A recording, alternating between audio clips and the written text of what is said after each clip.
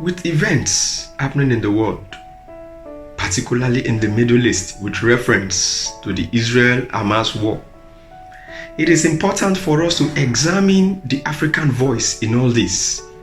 It is pertinent for us to look at the reaction of an average African.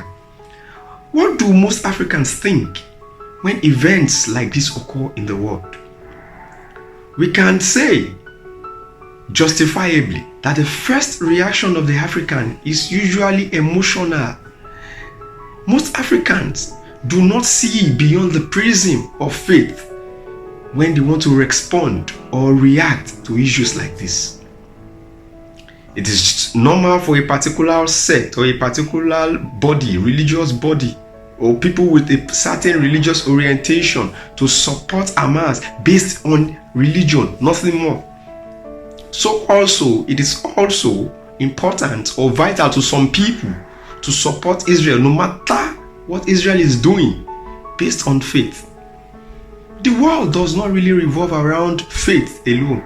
That is the reason why Saudi Arabia is the best friend of America. It has nothing to do with religion. It is just a natural thing. It is the interest of Saudi Arabia to be close to the United States. Why it is the interest of the United States to be close to Saudi Arabia. The average African does not know this. What is critically important is for us to ask pertinent questions as Africans.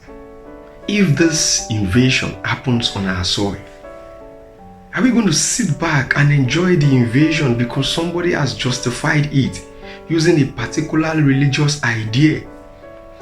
Our forefathers had this land, it was given to them. Are we going to be comfortable with that idea when we have been established on that same land? Some Africans will even tell you, go back to history and learn how Palestinians got to that land. How?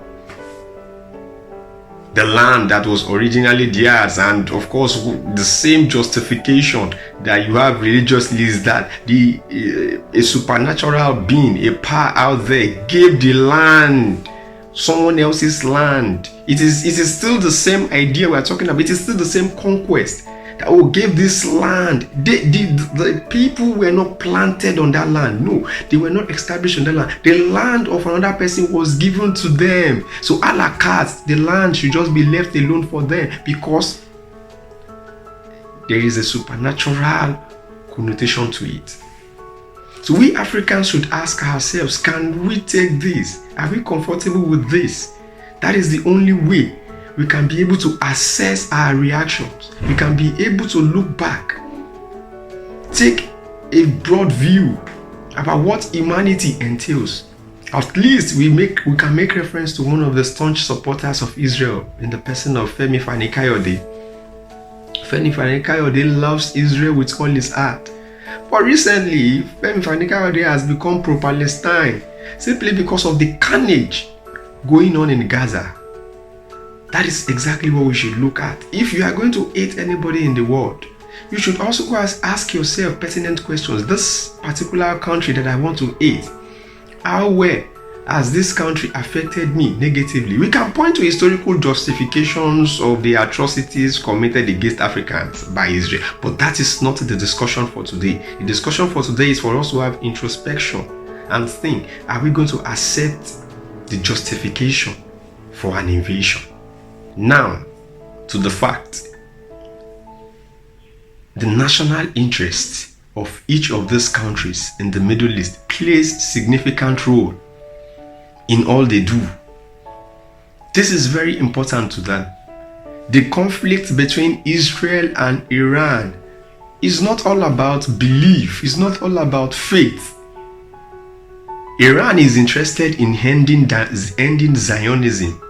There must be clarification here. Iran does not want to end the lives of all Jews. No, this lie comes from the Western world. The lie is cooked by Israel and sold to the Western world. Of course, America is the mouthpiece, the speaker of whatever has come out of Israel. So it goes bloom. Iran wants to wipe. No.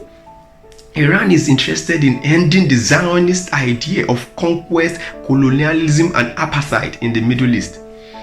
The same way Israel wants to end the Khamenei regime, the Islamic Republic. Israel is not interested in killing the Persians. No, Israel also wants to end the reign of the Islamic Republic of Iran. Israel wants a situation where the era of kings, the era of the Shah regime in Iran would come back. So the two sides are interested in fighting it out with each other. But then the African reaction is centered on, believe Iran wants to wipe out all Jews. Oh, Iran wants to end Zionism. Israel wants to end the era of the Ayatollahs.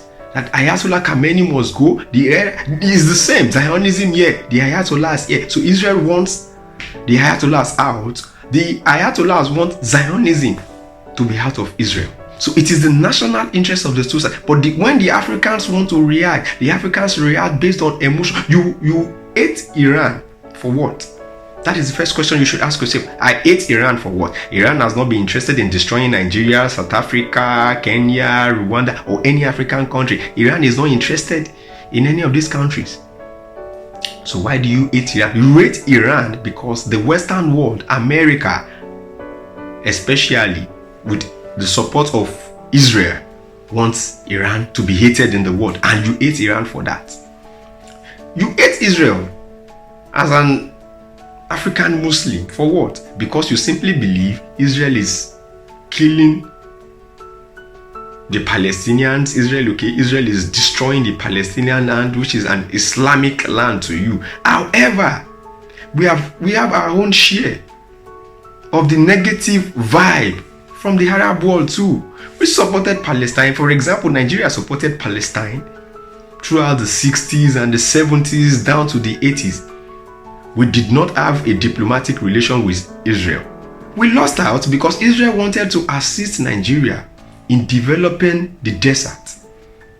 But Nigeria preferred to support the Palestine cause and leave Israel out of the game.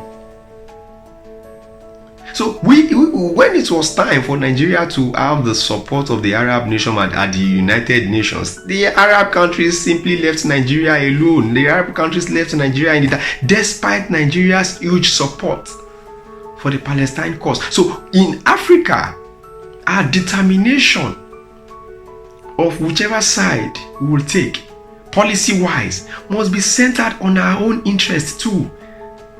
So it is not a matter of hating a particular side simply because America wants you to hate that side when that side has done nothing wrong to you. Every single side has its own reason for existence. How many times has Israel supported any African country that is having challenges?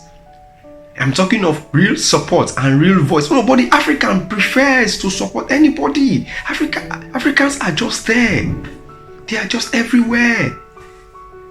How many times have we had Arab voices whenever some African countries that are filled with Muslims have problems? We have Sudan currently. Sudan is correct. As the Palestinian case is going on, Sudan is also going on.